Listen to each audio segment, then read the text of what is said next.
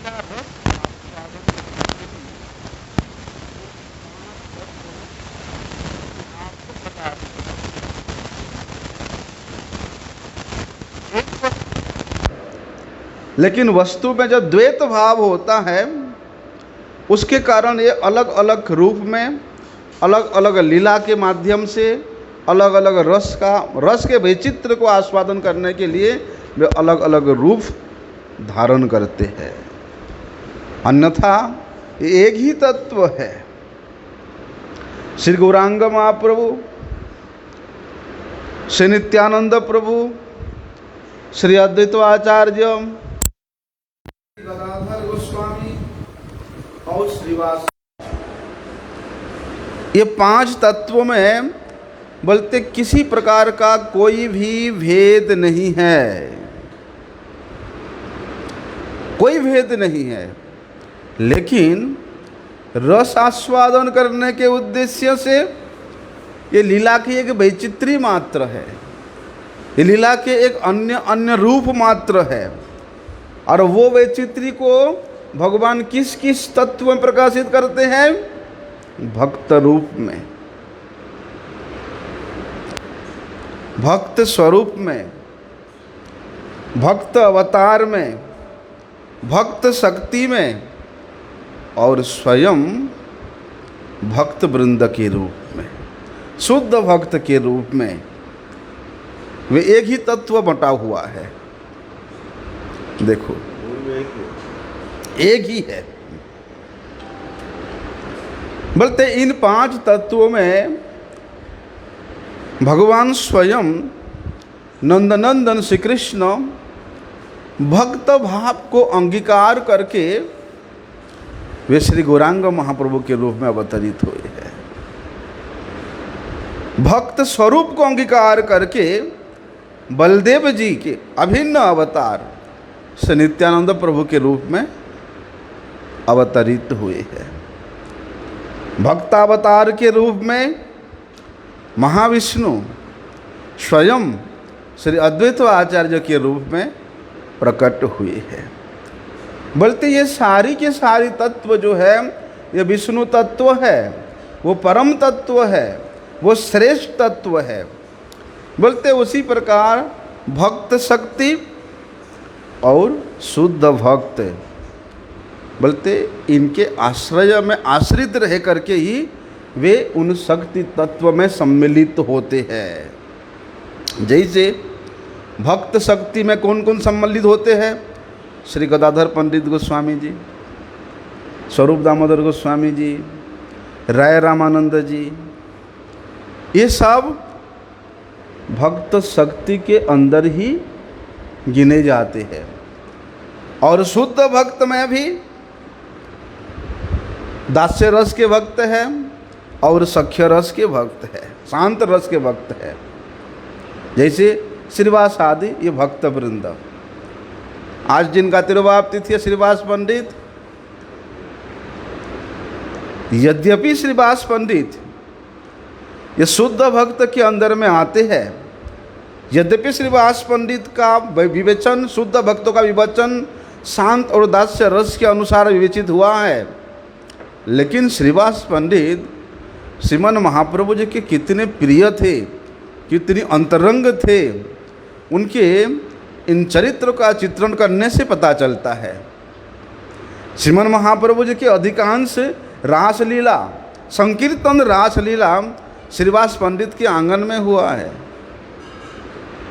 इसलिए नहीं कह सकते, यद्यपि श्रीवास पंडित शुद्ध भक्त के अंदर में है और शुद्ध भक्तों में शांत और दास्य रस का अधिकता रहने के कारण वे वहाँ प्रतिष्ठित होते हैं, लेकिन श्रीवास पंडित किस उच्च कोटि के भक्त थे वे श्रीमन महाप्रभु स्वयं अपने प्यार जता करके उनको बताते हैं।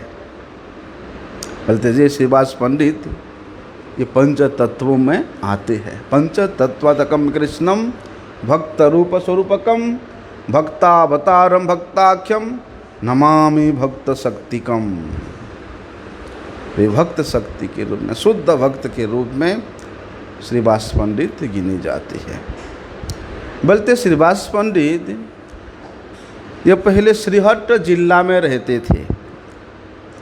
श्रीहट्ट पड़ता है बांग्लादेश में। बाद में वे नवद्वीप में आकर के श्री गौरांग महाप्रभु जी के पार्षद के रूप में नवद्वीप में अधिष्ठित होकर के श्रीमन महाप्रभु जी के लीला में वे सहायक हुए, लीला की पुष्टि किए।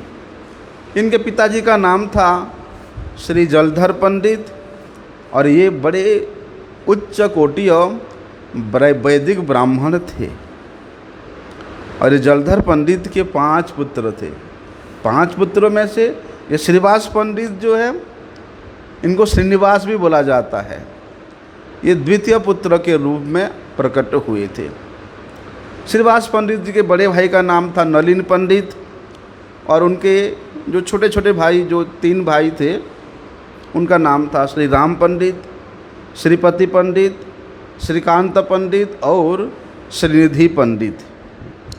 इनके जो बड़े भाई नलिनी पंडित थे उनकी एक पुत्री थी जिनका नाम है नारायणी देवी और यही श्रीमती नारायणी देवी के सुपुत्र हुए श्री वृंदावन दास ठाकुर जिन्होंने श्री चैतन्य भागवत की रचना की है। अद्भुत लीला है। बोलते हैं श्रीमती नारायणी देवी, उनके पति का नाम था श्री वैकुंठनाथ पंडित, वैकुंठ दास पंडित। जब वृंदावन दास ठाकुर उनके माता के गर्भ में थे उसी समय ही उनके पिता का परलोक गमन हो गया था। अभी पति के मृत्यु के पश्चात नारायणी देवी वे कुमारहट्ट में आ गए जहाँ पर उनके पिताजी रहते थे। अर्थात पति के गृह को त्याग करके वे नवद्वीप में श्रीवास पंडित के घर में आकर के रहने लगे। कहते हैं नारद मुनि, श्री नारद मुनि ही इस गौड़ लीला के पुष्टि करने के लिए श्रीवास के रूप में अवतरित हुए हैं। मानो ऐसा मानो जैसे कयाधु प्रहलाद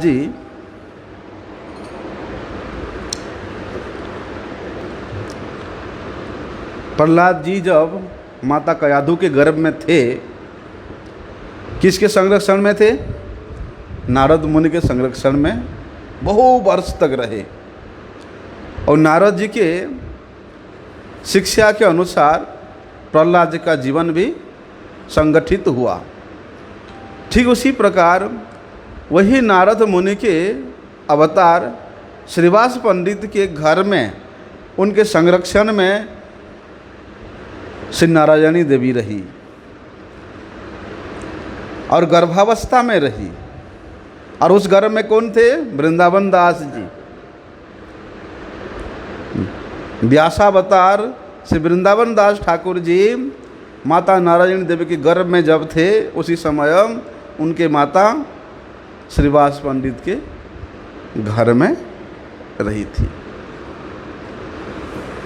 तो श्रीवास पंडित जी का जो आचरण है, जो शिक्षा है, जो भजन है, जो सेवा की वृत्ति है, जो विद्वतापूर्ण औचित्यता है, वो सब के सब वृंदावन दास ठाकुर जी को प्रभाव में आया। इसलिए वृंदावन दास ठाकुर वे कोई साधारण नहीं है। श्रीमन महाप्रभु जी का भी इतना अशेष कृपा हुआ नारायणी देवी के ऊपर और श्रीमन महाप्रभु जी के परम प्रिय भक्त जनों का, पार्षदों का कृपा होने के कारण वृंदावन दास ठाकुर जी के हृदय में श्री गौरांग महाप्रभु जी की संपूर्ण लीला स्फुरित हुआ और वही लीला को उन्होंने श्री चैतन्य भागवत के रूप में रचना किया। आप लोगों ने सुना होगा नारद मुनि जी के सखा थे पर्वत मुनि। बोलते वही पर्वत मुनि ही श्रीवास पंडित के छोटे भाई श्री राम पंडित के रूप में अवतरित हुए थे। और श्रीवास पंडित जी के जो पत्नी है मालिनी देवी, उनकी लीला तो बड़ी अद्भुत लीला है। स्वयं भगवान गौर सुंदर जब छोटे से थे, वे अपनी माता के स्तनपान कम करते थे, अधिक स्तनपान मालिनी देवी के करते थे। इसलिए मालिनी देवी ये श्री कृष्ण लीला में श्री कृष्ण को स्तनपान कराने वाली एक ब्रज की धात्री थी।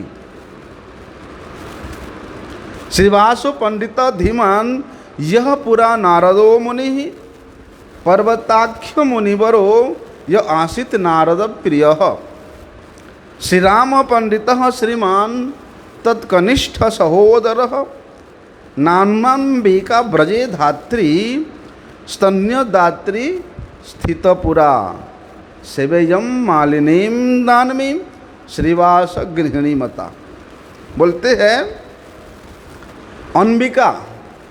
अंबिका नाम के जो ब्रज की धात्री थी, जो श्री कृष्ण को स्तनपान कराती थी धात्री के रूप में, वही अंबिका देवी ही अभी श्रीवास जी के पंडित के पत्नी के रूप में यहाँ प्रकट हुई है।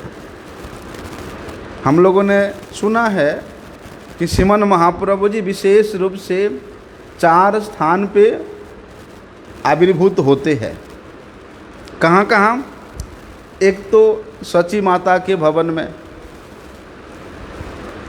नित्यानंद प्रभु के नृत्य में, श्रीवास पंडित के कीर्तन में और राघव जी के भवन में। सचिर मंदिरे आर नित्यानंद कीर्तने श्रीवास कीर्तने आर राघव भवने। यही 4 ठाई प्रभुर सदाय आविर्भाव प्रेमा कृष्ण होए प्रभुर सहज स्वभाव। बोलते इन 4 स्थानों पे जब श्रीमन महाप्रभु जी प्रकट होते हैं, किस प्रकार भाव से प्रकट होते हैं? बोलते प्रेम में परिप्लुत होकर के, प्रेम के भाव में परिपूर्ण रूप से वहाँ पर भगवान श्रीमन महाप्रभु जी प्रकट होते हैं। यहाँ इतना प्रेम है। किसी जगह पे श्री चैतन्य महाप्रभु जी वात्सल्य रस का आस्वादन करा रहे हैं, तो किसी स्थान पे सख्य रस का आस्वादन करा रहे हैं। किसी स्थान पे वे अपने भक्तों को माधुर्य रस का आस्वादन करा रहे हैं, तो किसी स्थान पे वे स्वयं चतुर्भुजी नारायण के रूप में विराजमान हो जाते हैं। ऐसा भगवान अपने ऐश्वर्य को प्रकाश कर रहे हैं। बोलते हैं निमाई पंडित, वे जब विद्या विलास करते थे, उसी समय श्री मुकुंद, श्री गदाधर, ये सब भक्तों को लेकर के वे अनेक प्रकार के तर्क वितर्क करते थे। क्योंकि पंडित है, पंडितों का काम होता है तर्क करना, वितर्क करना। निमाई पंडित स्वयं उनको प्रश्न पूछते थे और वे सटीक उत्तर देने पर भी तर्क वितर्क करके उनको हरा देते थे।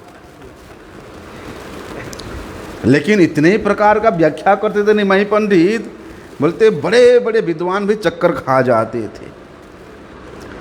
तो महाप्रभु जी में इस प्रकार के विद्वता को देख करके जो नदियावासी भक्तगण है, वे बड़े आश्चर्यचकित हो जाते थे और विचार करते थे, अरे हमारा निमाई इतना उत्कट विद्वान है, ये अगर कृष्ण भक्त होता, ये अगर भगवान का भक्त होता, तो इसका इतने सारे विद्या सब सफल हो जाती है। किसको कह रहे हैं? स्वयं कृष्ण को, कृष्णाभिन्न श्री चैतन्य देव को कह रहे हैं। उनके विद्वता को देख करके भक्तजन, अरे निमाई अगर कृष्ण भक्त होता तो इसके विद्या का साफल्य मंडित होता। बोलते हैं निमाई पंडित जब श्रीवास पंडित ये सब भक्तों को देख करके प्रणाम करते थे। तो निमाई पंडित को कृष्ण भक्ति होने का आशीर्वाद देते थे, क्योंकि श्रीवास पंडित उनके पिता तुल्य वयस्य है। तो जितने जितने श्रेष्ठ श्रेष्ठ वैष्णव जन है उनसे वयोवृद्ध है, प्रणाम करते थे। तो श्रीमन महाप्रभु जी को कृष्ण भक्ति रस्तु, कृष्ण भक्ति रस्तु, तुमको कृष्ण भक्ति हो, इस प्रकार का आशीर्वाद देते थे। एक दिन क्या हुआ, श्रीवास पंडित को रास्ते में जाते हुए श्रीमन महाप्रभु जी ने देख लिया और पीछे से भाग भाग के जाकर के श्रीवास पंडित के हाथ को पकड़ लेते हैं और कहते हैं, श्रीवास जी, आप लोग ऐसे क्यों कहते हो? कृष्ण भक्ति हो, कृष्ण भक्ति हो। क्या मैं इतना बड़ा विद्वान हूँ? हैं, मेरे विद्या विलास का ये सब तुमको अच्छा नहीं लगता है क्या? तब श्रीवास पंडित कहते हैं, निमाई, लोग पढ़ाई लिखाई करते हैं कि इसलिए जानते हो? पढ़ाई लिखाई करने का उद्देश्य होता है कृष्ण भक्ति प्राप्त करना। अगर पढ़ लिख करके कृष्ण में भक्ति नहीं हुई तो ऐसी विद्वता का, ऐसे भक्ति, ऐसे विद्या का क्या लाभ है? इसलिए तुम भी अपना समय को नष्ट नहीं करके जितना शीघ्र हो सके कृष्ण भजन आरंभ कर दो। श्रीमन महाप्रभु जी यही तो चाहते थे, यही वस्तु प्रदान करने के लिए यहाँ अवतरित हुए हैं। बोलते अपने भक्त के मुख से कृष्ण भजन का उपदेश प्राप्त करके श्रीमन महाप्रभु जी अत्यधिक प्रसन्न हुए। प्रसन्न होकर के कहते हैं, श्रीवास, तुम तो भक्त हो, तुम अगर मुझे कृपा करोगे तो अवश्य मेरा श्री कृष्ण में मति होगी, अवश्य मुझे कृष्ण भक्ति प्राप्त होगी। देखो कैसा चमत्कार लीला है, कैसा योग माया का लीला है। योग माया के प्रभाव से भक्त साक्षात भगवान सामने खड़ा हुआ है, साक्षात भगवान से वार्तालाप हो रहा है, लेकिन उनको कोई पहचान नहीं पा रहा है। लेकिन भगवान के जो स्वाभाविक गुण है उसको देख करके सब उनके प्रति आकृष्ट हो रहे हैं। लेकिन यही हमारा इष्ट है, यही हमारा स्वामी है, ये कोई पहचान नहीं पा रहा है। योग माया का इतना अधिक प्रभाव है। क्या होता है, श्रीमन महाप्रभु जी गया गए थे, अभी गया से जब वापिस आए तो वे प्रेम में उन्मत्त होकर के अनेक प्रकार के विकारों का प्रदर्शन कर रहे हैं। कभी नाच रहे हैं, कभी भाग रहे हैं, कभी कूद रहे हैं, कभी हंस रहे हैं, कभी रो रहे हैं, कभी छलांग लगा रहे इतना ऊंचा ऊंचा तक। अभी सची माता देखती है कि मेरा पुत्र का क्या हो गया,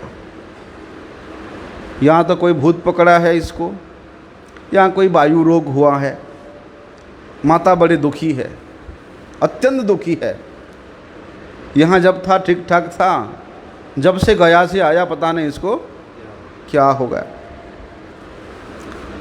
श्रीमन महाप्रभु जी के पास जब श्रीवास पंडित जाते हैं तो श्रीमन महाप्रभु जी श्रीवास पंडित को कहते हैं, पंडित जी देखो तो मेरा हाथ देखो, क्या मुझे भूत पकड़ा है, क्या मुझे कोई वायु रोग हुआ है? तुम तो सटीक बता सकते हो, सभी लोग कह रहे हैं कि मैं पागल हो गया हूँ, मुझे भूत पकड़ा हुआ है, बताओ, तुम ही बताओ। तब श्रीवास पंडित कहते हैं, प्रभु तुम्हार जेई मतो बाई तहा आमी चाई, कि आपको जिस प्रकार का वायु दोष लगा है मैं चाहता हूं कि मुझे भी ऐसा ही वायु दोष लग जाए। महाशक्ति योग देखी तुम्हार शरीरे, श्री कृष्णेर अनुग्रह हईल तुम्हारे। श्रीवास पंडित जी कहते हैं, प्रभु आपके शरीर में महाभक्ति योग का लक्षण दिखाई दे रहा है, महाभाव का लक्षण दिखाई दे रहा है। आप पर तो भगवान श्री कृष्ण का अशेष कृपा हुआ है, विशेष अनुग्रह हुआ है। इसलिए आप मुझ पर भी कृपा करो कि मुझे भी ऐसा ही रोग लग जाए। कहते हैं श्रीमन महाप्रभु जी ने श्रीवास के मुख से ये बात सुना और श्रीवास को आलिंगन किया। आलिंगन करके कहते हैं, श्रीवास जी आप ही मेरा अंतिम उपाय थे।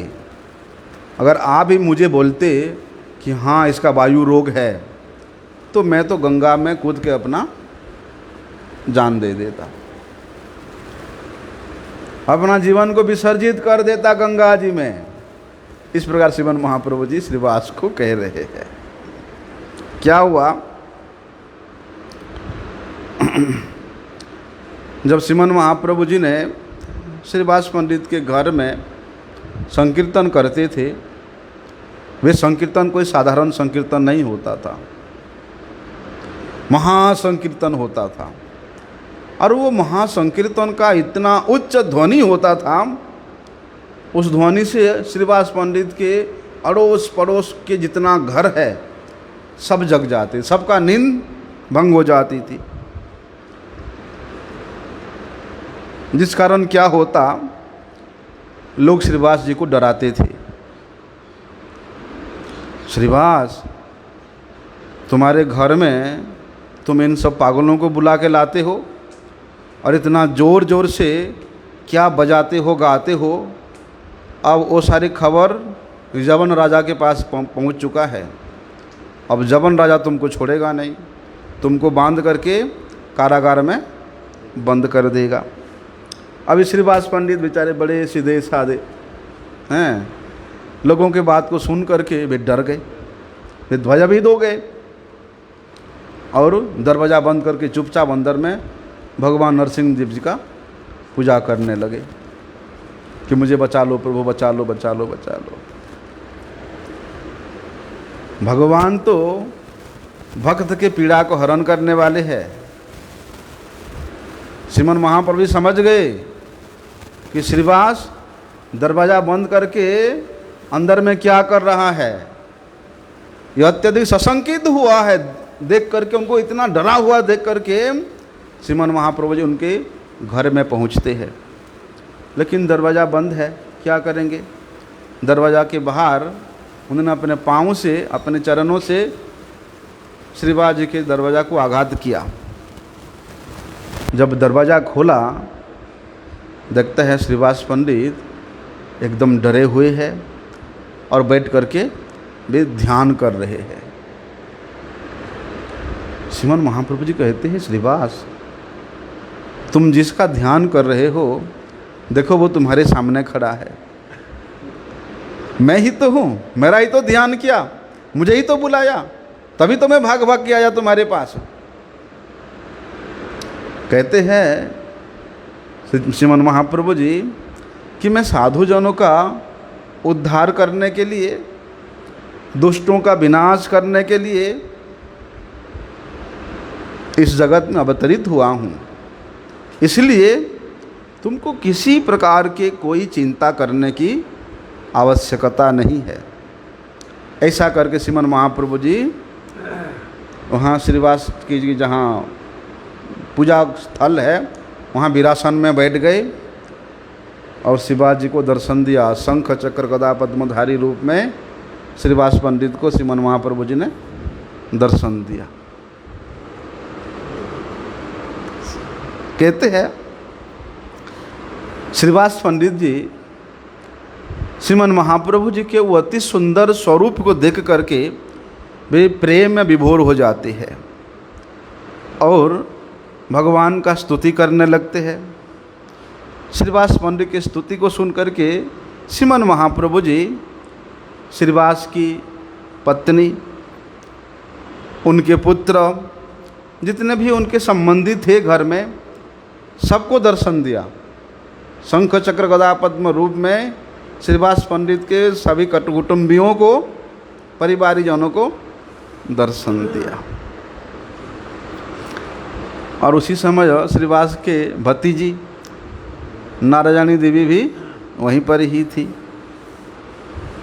तो नारायणी देवी को श्रीमन महाप्रभु जी अपने पास बुलाते हैं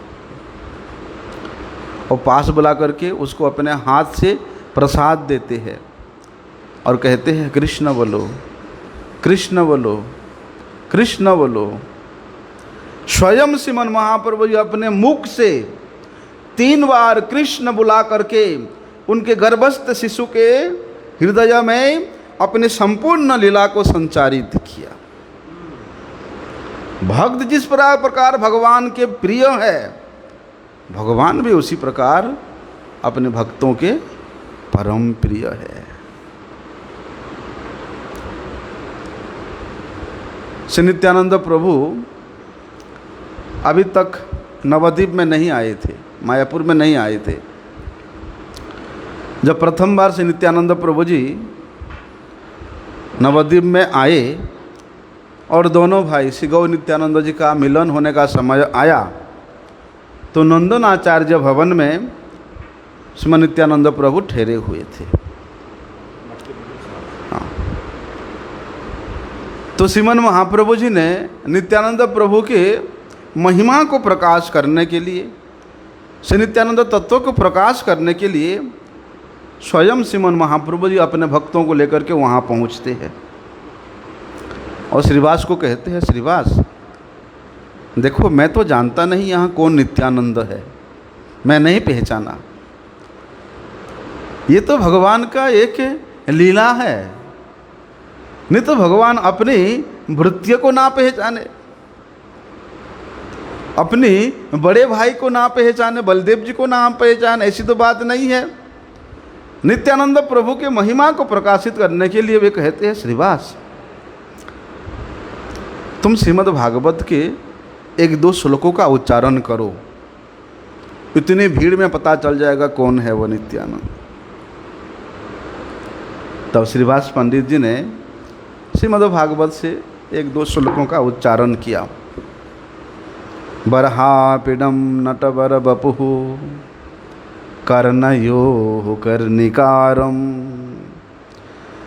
बिभ्रद्वासः कनक कपिशम वैजयन्ती च माला रंध्नान् वेणुअधर सुदया पूरयन् गोपवृंदै बृंदारण्यं स्वपदरमणं प्राविशद्गीत कीर्ति।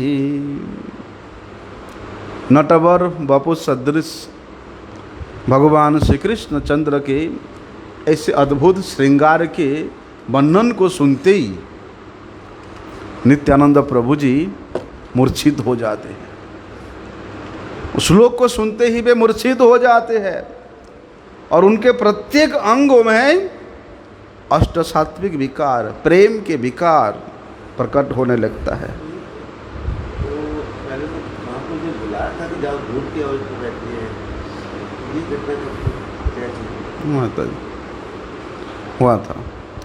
उसके बाद क्या हुआ, जैसे श्रीमन महाप्रभु जी, श्री नित्यानंद प्रभु जी प्रेम के विकार में प्रमत्त है, तत्क्षणात श्रीमन महाप्रभु जी जाकर के नित्यानंद जी को अपने गोद में उठा लेते हैं। आहा हा, यही नित्यानंद, यही मेरा भाई है, यही मेरा सब कुछ है। एक दिन क्या हुआ, श्रीमन महाप्रभु जी ने नित्यानंद प्रभु को इशारा किया। क्या इशारा किया कि व्यास पूजा करना है। तो श्रीमन नित्यानंद प्रभु जी ने व्यवस्था के अनुसार श्रीवास पंडित के घर में ही व्यास पूजा का सभी प्रकार का आयोजन किया। और व्यास पूजा होने के एक दिन पहले अधिवास कीर्तन होता है। उस अधिवास कीर्तन में श्रीमन महाप्रभु जी ने बलदेव जी के आवेश में, श्री बलदेव प्रभु के आवेश में नित्यानंद जी के बलदेव स्वरूप का प्रदर्शन किया और अद्वैत आचार्य जी को वे नाड़ा नाड़ा कह करके पुकारने लगे। मतलब इन लीला के माध्यम से वे ये दर्शाना चाहते हैं कि नित्यानंद प्रभु का क्या महिमा है, श्री अद्वैत आचार्य प्रभु जी का क्या महिमा है, जिनके बुलावे से मैं गोलोक में अपने नित्य लीला में प्रमत्त था, लेकिन ये नाड़ा ने मुझे बुलाया, इसलिए मैंने यहाँ भाग भाग करके मुझे आना पड़ा। तो वहाँ पर श्रीमन महाप्रभु जी ने बलदेव स्वरूप का प्रदर्शन तो किया ही, अद्वैत आचार्य जी को नाड़ा नाड़ा कह करके पुकारने लगे। और उन्होंने किस लिए अवतरित हुए हैं, ये नाड़ा ने मुझे क्यों यहाँ बुलाया,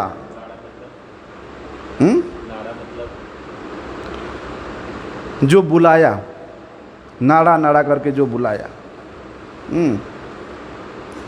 नाड़ा का मतलब है कि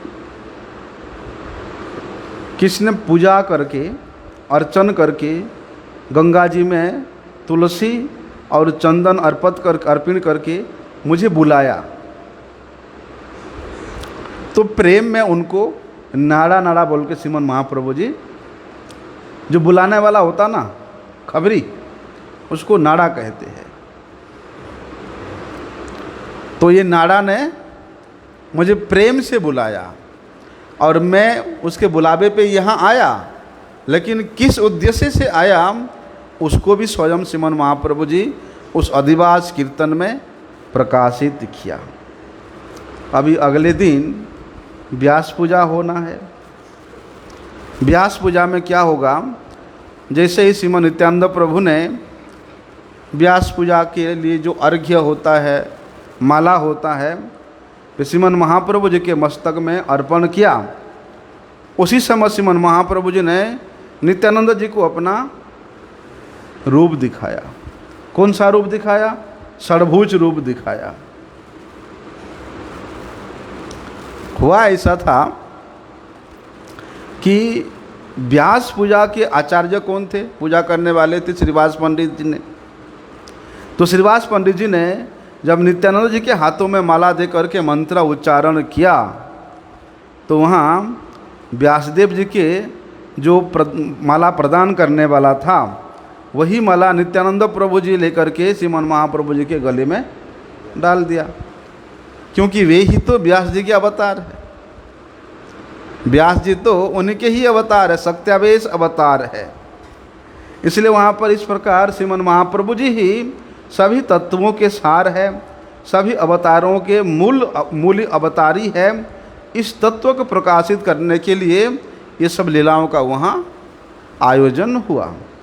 अभी व्यास पूजा समापन हुआ, उसके बाद श्रीमन महाप्रभु जी ने सभी भक्तों को आदेश दिया।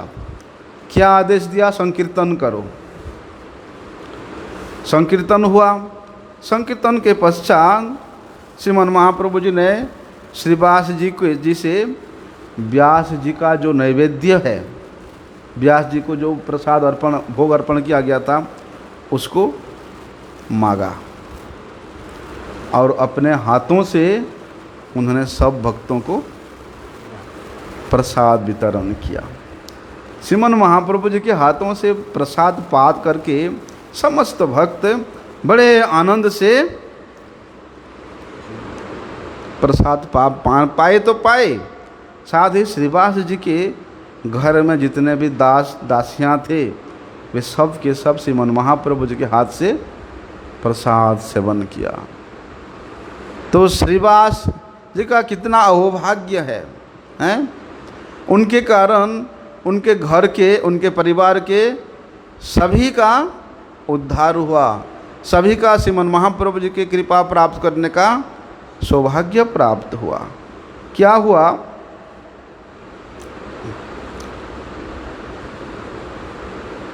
वे तो आचार्य थे, उस व्यास पूजा का आचार्य थे श्रीवास पंडित। इसलिए आचार्य का कर्तव्य होता है कि वे जाकर के स्वयं व्यासदेव जी को माला अर्पण करें, भोग अर्पण करें। लेकिन उन्होंने नित्यानंद प्रभु के प्रति अपने निष्ठा का प्रदर्शन किया कि ना, यहाँ नित्यानंद प्रभु जी है, वे स्वयं माला अर्पण करेंगे। तो नित्यानंद प्रभु जी के प्रति श्रीवास पंडित का इस प्रकार के निष्ठा को देख करके श्रीमन महाप्रभु जी ने श्रीवास को वर प्रदान किया कि श्रीवास, तुम्हारे घर में लक्ष्मी का कभी भी अभाव नहीं होगा। ऐसे कि तुम्हारे घर के जो कुत्ते हैं, बिल्ली है, बोलते उनका भी भगवान के प्रति अचला भक्ति होगी।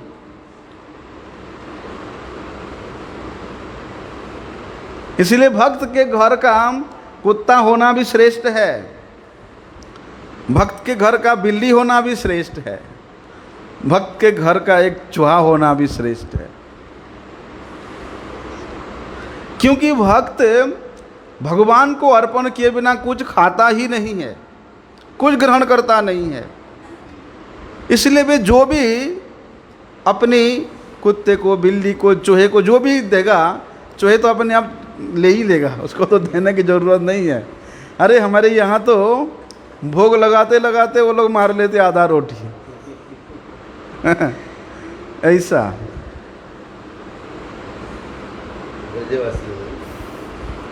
तो श्रीमन महाप्रभु जी ने तो वहाँ पर उनको कृपा किया कि श्रीवास, तुम तो हो ही, तुम्हारे घर के कुटुंबी तो है ही, तुम्हारे घर के कुत्ते बिल्ली को भी भगवान के प्रति अचला भक्ति होगी। अभी क्या हुआ, श्रीमान महाप्रभु इच्छा था कि आज संपूर्ण रात्रि श्रीवास के घर में संकीर्तन हो, और उस संकीर्तन में केवल जो महाप्रभु जी का पार्षद है वही लोग ही वहाँ रहे, बाहरी लोगों का वहाँ कोई प्रवेश नहीं है। और ऐसे ही हुआ। श्रीमन महाप्रभु जी के जितने अंतरंग भक्त थे, व्यास पूजा समापन होने के उपरांत वहाँ पर संकीर्तन रास हुआ, संपूर्ण रात्रि संकीर्तन हुआ। एक बार हरिवासर तिथि हुआ, एकादशी तिथि हुआ, और जब श्रीवास के आंगन में कीर्तन प्रारंभ हुआ तो उस दिन श्रीमन महाप्रभु जी के शरीर में प्रेम के अनेक प्रकार का विकार प्रकाशित होने लगा। हम लोग संकीर्तन करते हैं ना, हरि वासरे हरि कीर्तन विधान, नृत्य आरंभ बिला प्रभु जगतेर प्राण, पुण्य व्रंत श्रीवास अंगने शुभारंभ, उठील कीर्तन ध्वनि गोपाल गोविंद। हरि ओम हरि ओम राम राम हरि ओम। अभी क्या हुआ, श्रीमन महाप्रभु जी के आदेश के अनुसार दरवाज़ा बंद कर दिया गया और संकीर्तन होता रहा। ऐसा होने से क्या हुआ, लोगों को अंदर प्रवेश करने का सुयोग भी नहीं मिला। तो जो पाखंडी लोग हैं वो लोग बड़े कड़वी कड़वी बातें बोल करके महाप्रभु जी का निंदा करते थे, और महाप्रभु जी के भक्त भी उन लोगों के उस सब बातों को ध्यान ही नहीं देते थे, वे केवल संकीर्तन में ही मस्त रहते थे। अभी वो संकीर्तन रास के जिस इतना लंबी रात, कहते हैं रास क्रीड़ा में जो रास हुआ था वृंदावन में, तो इतनी लंबी रात भी गोपियों को एक निमिष के बराबर, एक तिलार्ध के बराबर अनुभव हुआ था। ठीक उसी प्रकार श्रीमन महाप्रभु जी के उस कीर्तन विलास में मत्त होकर के भक्तों को भी संपूर्ण रात्रि किस प्रकार से गुजर गया पता ही नहीं चला। एक दिन संकीर्तन हुआ, संकीर्तन के बाद श्रीमन महाप्रभु जी ने वहाँ पर जो विष्णु जी का जो सिंहासन था वहाँ बैठ गए, और वहाँ जितने भी शालिग्राम था सारी शालिग्राम को अपने गोद में लेकर के वे विष्णु के आसन में आसीन हो गए, और भगवान स्वयं अपने तत्व को प्रकाशित करते हुए भक्तों को जिसका जो इच्छा है वो दे रहे हैं, जिसका जो मांगने का इच्छा है वो दे रहे हैं। बस उस दिन तो सारे भक्त माला माल हो गए, जिसको जो चाहिए वही मांग रहे हैं। और बिना कुछ सोचे श्रीमन महाप्रभु जी वो सब प्रदान करते जा रहे हैं। क्या हुआ,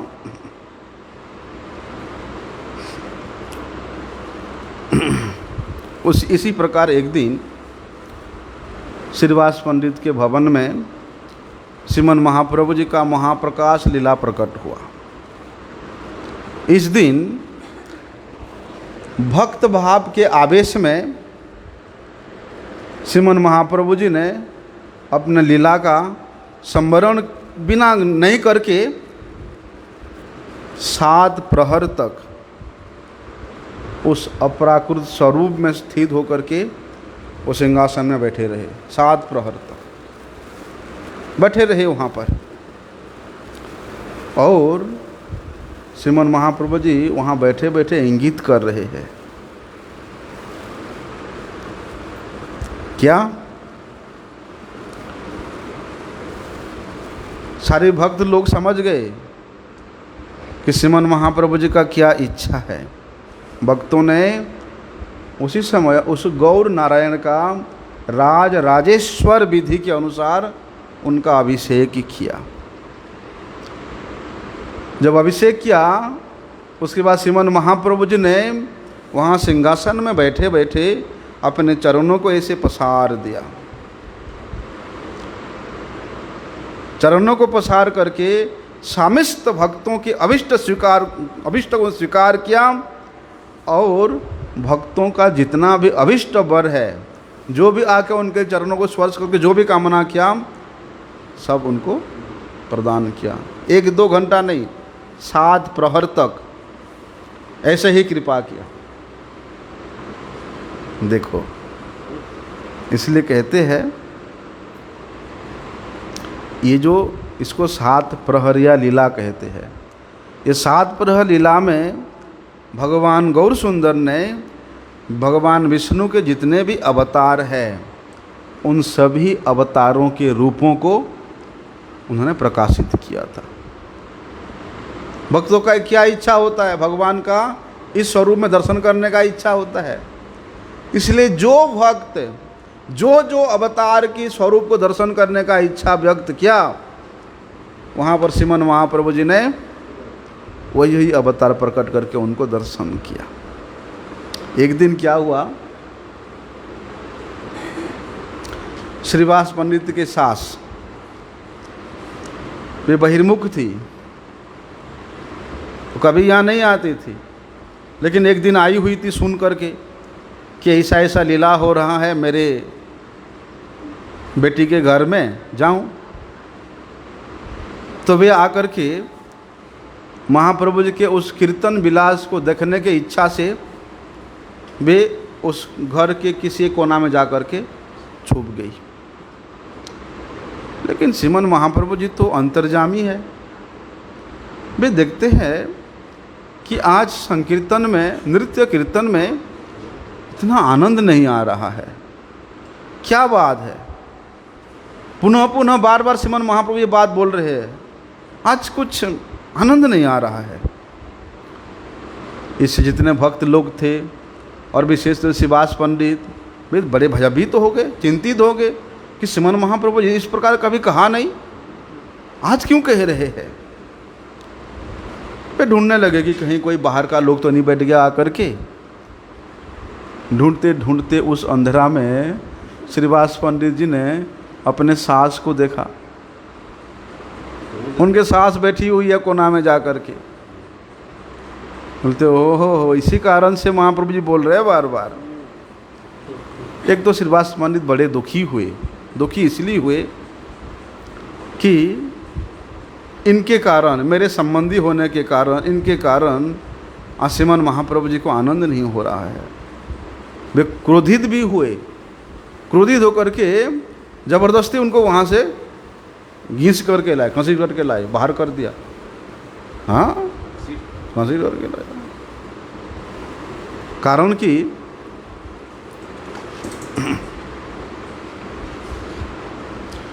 श्रीमन महाप्रभु जी के कृपा प्राप्त व्यक्ति को छोड़ करके और किसी का भी वो लीला दर्शन करने का कोई अधिकार नहीं था।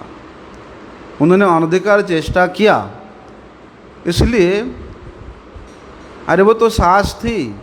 श्रीवास पंडित तो क्या बताऊं क्या हुआ था।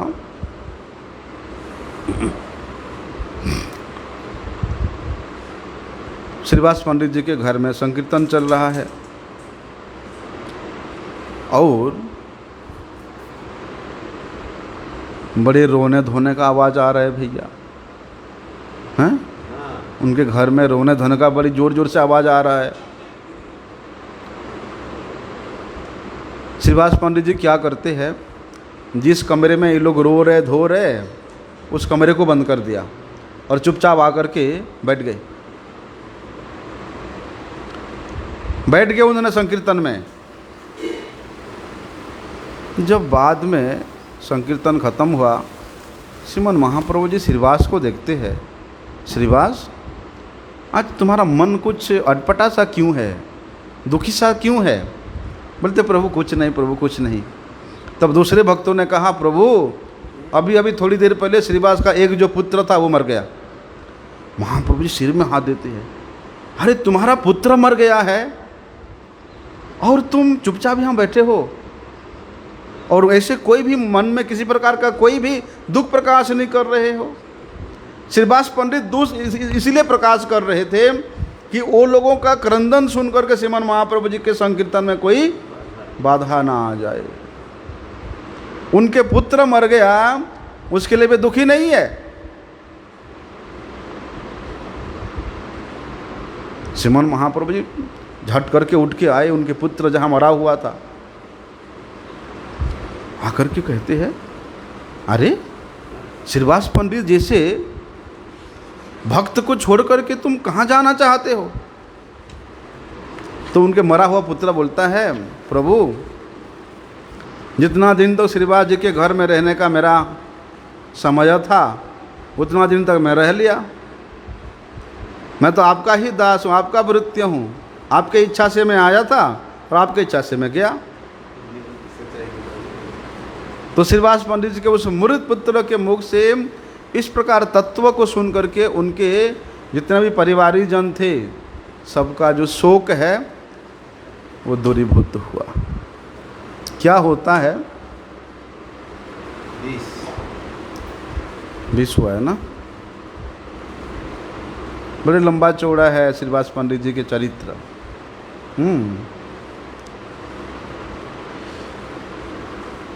कहते हैं जब श्रीमन महाप्रभु जी के लाल संकीर्तन चल रहा था श्रीवास जी के घर में, तब तो दरवाज़ा तो बंद रहता ही था। उनमें से अनेक बहिर्मुख ब्राह्मण थे, विद्वेषी ब्राह्मण थे उनके आजू बाजू में। उनमें से एक सबसे बड़ा दुष्ट ब्राह्मण था जिसका नाम था गोपाल चौपाल। उसने क्या किया, ये गोपाल चौपाल कोई साधारण ब्राह्मण है, तो भट्टाचार्य था, भागवत कथा करने वाला था, विद्वान था, लेकिन वो इतना जलता था कि श्रीवास मेरे बाजू में रहता है, इसके घर में इतना प्रतिष्ठा आता है, इतनी भक्तजन आते, इतने लोग आते हैं, मुझे तो कोई मेरे घर में इतना बड़ा विद्वान होने पर भी मुझे कोई मोड़ के भी नहीं देखता, घास भी नहीं डालता, मुझे तो वे जलता था। अब कुछ ना कुछ करना पड़ेगा। उसने क्या किया, जब रात हुई सब भक्त लोग संकीर्तन कर अपने घर चले गए, इन्होंने सुबह सुबह जा कर के मंगल मुहूर्त में जा कर के श्रीवास जी के घर के बाहर में देवी पूजा करने का सामग्री रख दिया हैं। अपवित्र वस्तु मद्य मांस लाल चंदन हैं, ये सब चीज़ लेकर के वहाँ एक केले के पत्ते के ऊपर रख दिया। श्रीवास पंडित सुबह जब अपने द्वार खोल के देखते, अरे ये सब क्या रखा हुआ है, और सब लोग वहाँ एकत्रित हो गए हैं। उसने बुला के ले आया पूरे गांव को, देखो देखो आओ आओ देखो। गोपाल चौपाल ने, श्रीवास जी देखते हैं कि ये सारी सामान यहाँ रखा हुआ है और पूरा गांव जो है उनके घर के सामने है। श्रीवास पंडित जी हंसते हैं, अरे देखो देखो देखो देखो, मैं प्रत्येक दिन रात्रि को भवानी पूजा करता हूँ, मैं शाक्त हूँ, मैं देवी आराधना करने वाला हूँ। इस प्रकार वे बोलने लगे।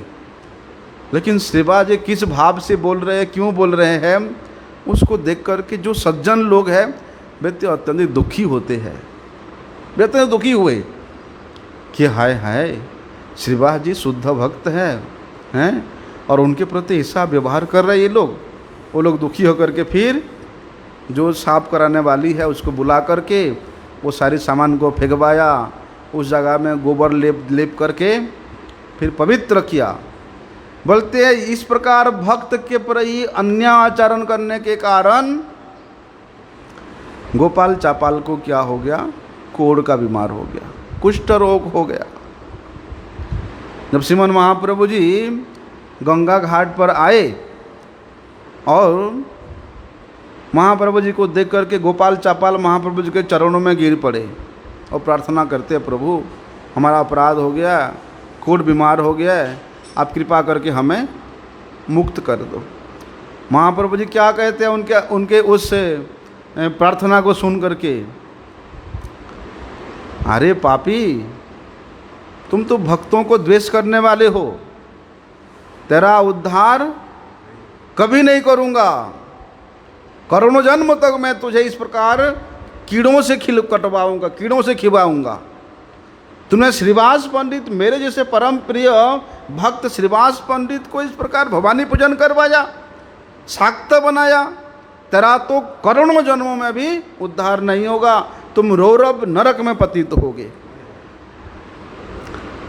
लेकिन श्रीमन महाप्रभु जी संन्यास ग्रहण करने के पश्चात जब नीलाचल से उस अपराध भंजन पाठ, कुलिया को अपराध भंजन पाठ कहते हैं, कुलिया मतलब नवद्वीप को, वहाँ आए, तब गोपाल चापाल ने पुनः श्रीमन महाप्रभु जी के चरणों में पड़ करके रोग मुक्ति के लिए प्रार्थना करते हैं।